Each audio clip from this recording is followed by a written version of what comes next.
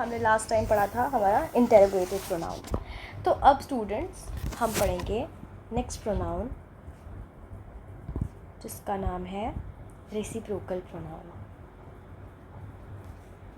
Okay, reciprocal क्या होता है? किसी को रेसिप्रोकेट करना। हम कहते हैं ना कि उसका रेसिप्रोकल क्या आया। अच्छा, रेसिप्रोकल प्रोनाउन मतलब म्यूचुअल रिलेशनशिप।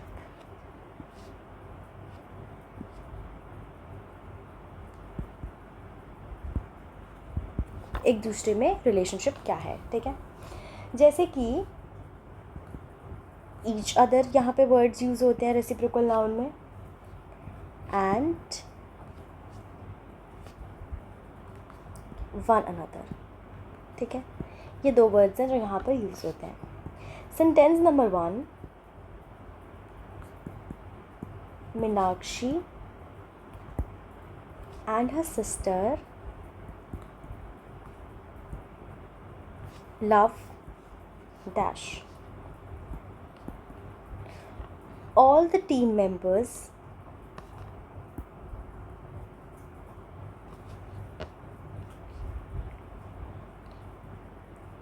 support dash.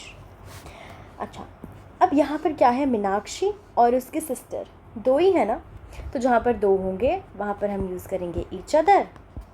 और टीम मेंबर्स बहुत सारे होते हैं, मोर देन टू, तो यहाँ पर जहाँ पर बहुत सारे हो वहाँ पर हम यूज़ करेंगे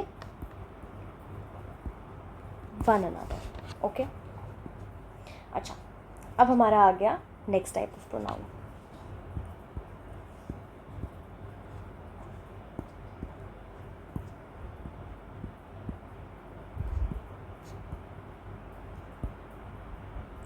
यूनिवर्सल प्रोनाउन, ठीक है। अब ये क्या चीज़ है यूनिवर्सल प्रोनाउन? देखो, आप ध्यान से देखना। आप नोबडी, थोड़ा सा स्मॉल कर लेती हूँ मैं अपना font.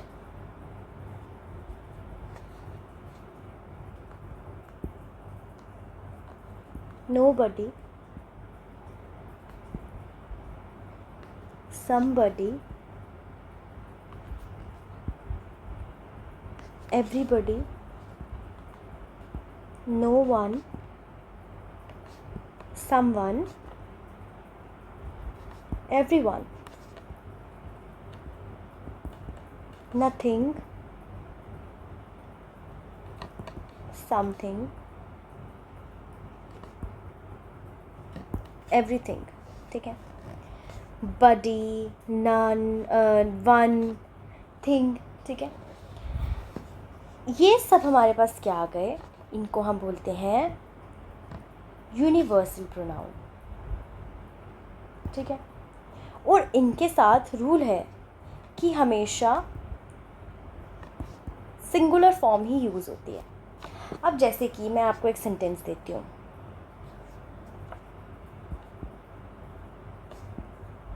someone dash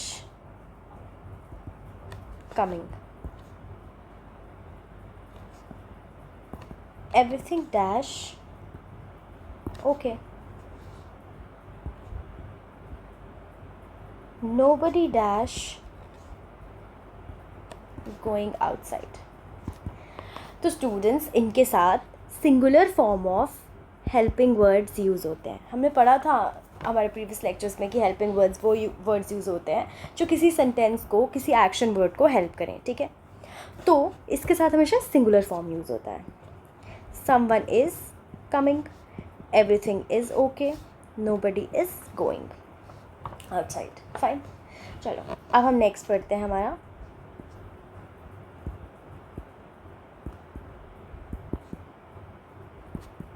distributive pronoun. Fine, अब डिस्ट्रीब्यूटिव प्रोनाउन मतलब किसी चीज़ को डिस्ट्रीब्यूट करना, कोई टॉफ़ीज़, चॉकलेट्स, इन सब को डिस्ट्रीब्यूट करना, ठीक है। अब जैसे कि हम पढ़ते हैं either of these two men dash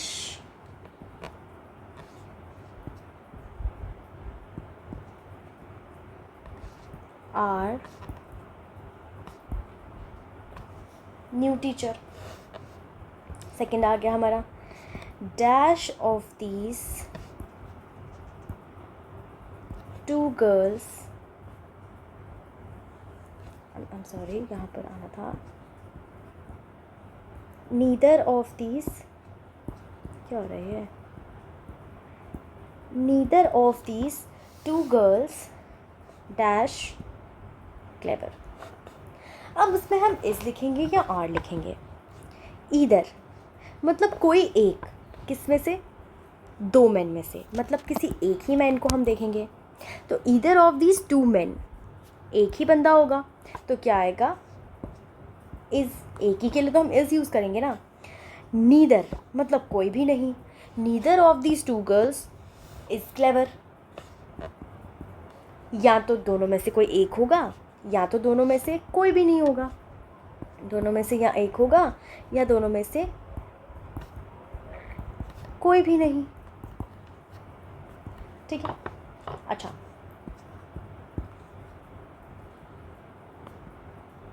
one of the girls dash crying, none of the boys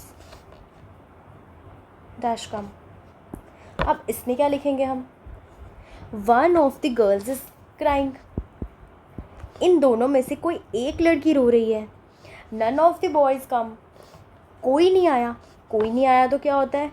is. ठीक है, इसमें भी यही है, दोनों में से कोई एक मैन हमारा टीचर है, नीदर में से कोई भी नहीं रो रही है, सॉरी नीदर में से कोई भी नहीं चालाक है। One of the girl is crying, दोनों में से कोई एक लड़की रो रही है। नन ऑफ द बॉयज़, है ना। तो वेट अ सेकेंड, यहाँ पे मुझे लगता है मैंने एक मिस्टेक कर दिया है। None of the boys has come, ठीक है, को दो किसी में से, हम जैसे ये बोल रहे हैं ना, one of the girls is crying, मतलब सब में से कोई लड़का नहीं आया, तो हैज़ आ जाएगा यहाँ पर। ठीक है, मैंने सॉरी इज़ लिख दिया था यहाँ पर, क्योंकि मैं ऑन स्पॉट सेंटेंसेस बना रही हूँ, तो थोड़ा सा ऐसे कंफ्यूज हो रही हूँ मैं खुद ही। ठीक है, कि आपको कैसे जल्दी से मैं समझा सकूँ, क्या शॉर्टेस्ट पॉसिबल वे है मैं आपको समझा सकूँ, तो इसलिए मैं इसी सेंटेंस में थोड़ी सी कंफ्यूज हो गई थी। तो हैज़ कम, ठीक है, none of the boys has come, इनमें से कोई लड़का नहीं आया। तो ये हो गए हमारे, कौन सा नाउन हो गया, प्रोनाउन हो गया हमारा डिस्ट्रीब्यूटिव प्रोनाउन, जहाँ पर ईदर नीदर इस टाइप का यूज़ होता है। ठीक है, अच्छा, अब हम लास्ट टाइप का प्रोनाउन पढ़ रहे हैं, इंडेफिनाइट प्रोनाउन। इनडेफिनाइट हो गया जो जिसकी कोई डेफिनेशन ही नहीं है,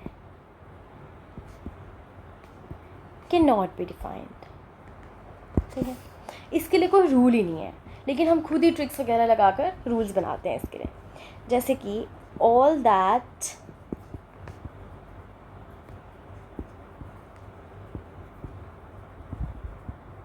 glitters dash not gold, all of them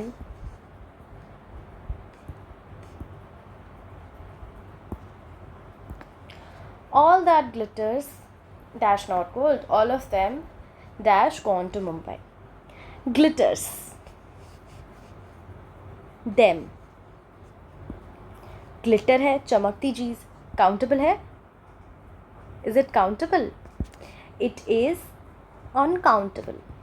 अब कितनी सारी चमकती हुई, जैसे स्पार्कल हम खोलते हैं, कितनी सारी वो होती है, हम उसको नहीं ना काउंट कर सकते हैं।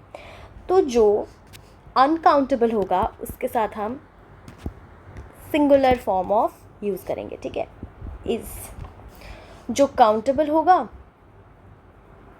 अब कितने पर्सन हैं जो मुंबई गए हैं, हम टिकट्स के थ्रू उनकी जो भी मतलब जितने भी पर्सन वो टैक्सी गए हैं, किसी के भी थ्रू गए हैं एयरपोर्ट तक, तो हम देख सकते हैं ना कि कितने पर्सन गए हैं। तो जो काउंटेबल हैं उसके साथ हम लगाएंगे